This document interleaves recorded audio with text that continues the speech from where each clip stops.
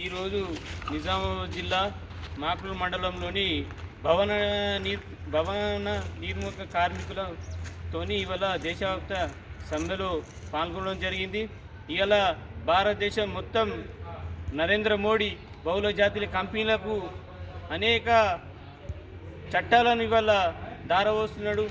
కమ్యూనిస్టులు ఏదైతే కార్మికుల కోసం పోరాడి సాధిస్తున్న చట్టాలను 44 చట్టాలను ఇలా 4 కోడ్లుగా విభజించి ఈ చట్టాలను కార్పొరేట్ వ్యవస్థకు దత్తదారం చేస్తున్నాడు. ఈ కార్పొరేట్ వ్యవస్థ తగ్గించాలని చెప్పేసి ఇలా భారత కార్మిక సంఘాల సమైక్య ఐఎఫ్యు, అట్లాగే ఎస్కేఎం, ఏఐకేఎంఎస్, రైతు కూలి సంఘం, అనేక సంఘాలు ఇలా భారతదేశంలో మొత్తం ఒకటే ఇలా సమ్మె చేస్తూ ఉన్నది.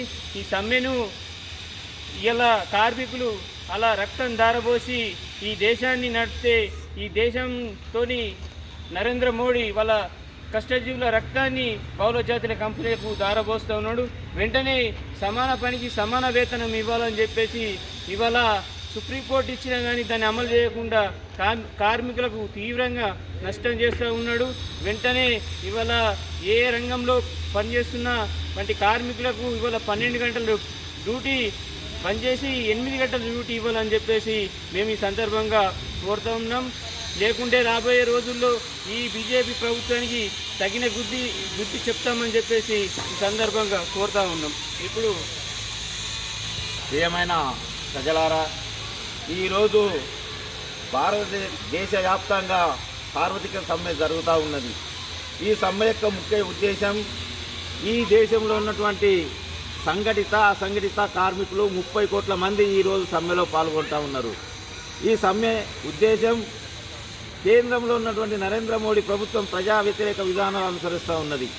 కొట్లాడి సాధించుకున్నటువంటి 44 లేబర్ కోడ్లను వాటిని రద్దు చేయాలని చెప్పేసి 4 కోడ్లను తీసుకువస్తూ ఉన్నది.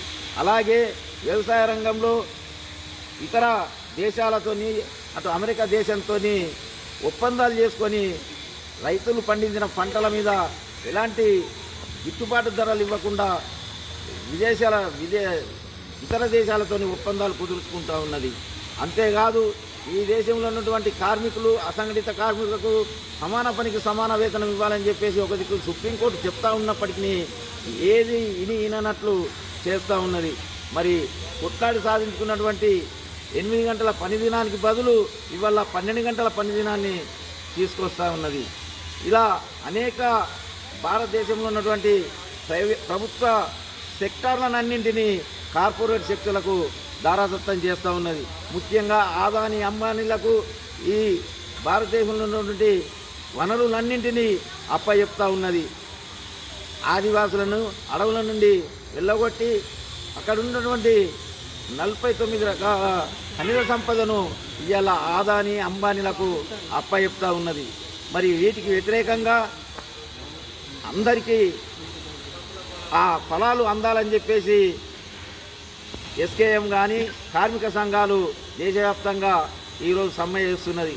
కావున కార్మికులందరూ రైతులందరూ సంఘటితంగా ఈ బీజేపీ ప్రభుత్వం అనుసరిస్తున్న విధానాలకు వ్యతిరేకంగా పోరాడవలసిన అవసరం ఉంది అని చెప్పేసి ఈ తరఫున మేము తెలియజేస్తూ ఉన్నాం.